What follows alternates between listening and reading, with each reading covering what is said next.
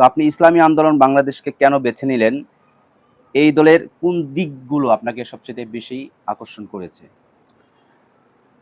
আসলে আমার ছোট থাকতেই ইসলামী আন্দোলনের সাথে সম্পৃক্ততা। ছাত্র আন্দোলন যখন করতাম, যুব আন্দোলন, ঢাকায় পড়াশোনা করেছি।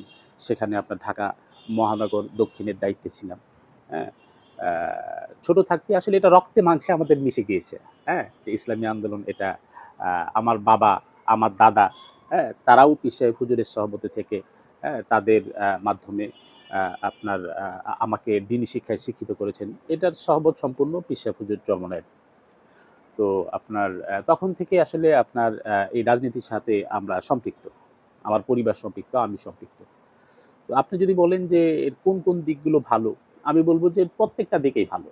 আমাদের ইসলামী আন্দোলন বাংলাদেশের এই পর্যন্ত আপনার আমরা যে নেতা পেয়েছি, হ্যাঁ? যে নেতা অতুলনীয় একজন। বাংলাদেশে যত রাজনীতিবিদ আছে সবার চেয়ে তিনি ঊর্ধ্বে, হ্যাঁ? তার কথাবার্তা, আচার-আচরণ, তারপরে আপনার দেশ নিয়ে তার ভাবনা। আসলে আমরা এমন একজন নেতা পাইছি, আপনি জানেন যে একজন চোর, ডাকাত, গুন্ডা যারা ওনার সংস্পর্শে এসে আল্লাহওয়ালা হয়ে যায়।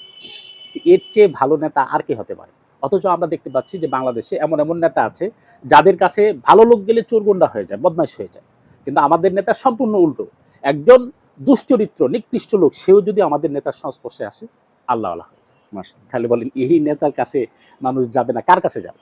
অবশ্যই, মাশাআল্লাহ। তো আরো অনেকগুলো দিক আছে আমাদের আমাদের নেতা দেখেন বর্তমান রেজাউল করিম পীর সাহেব হুজুর চরমনাই দামাত বারকাতুহুম আলিয়া, তিনি এ পর্যন্ত যতগুলো কথা বলেছেন সবগুলো কথা বাস্তবায়ন করেছেন।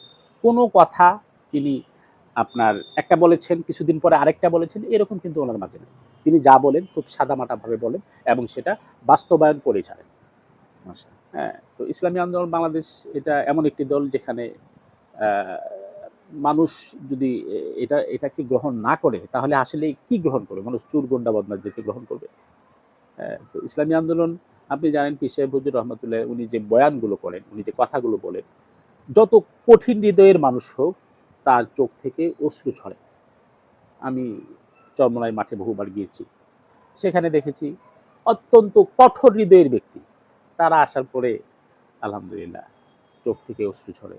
শেষে একজন দিনদার পরহেজগার আল্লাহওয়ালা হয়ে যায়। এই দল করব না, কোন দল করব ভাই?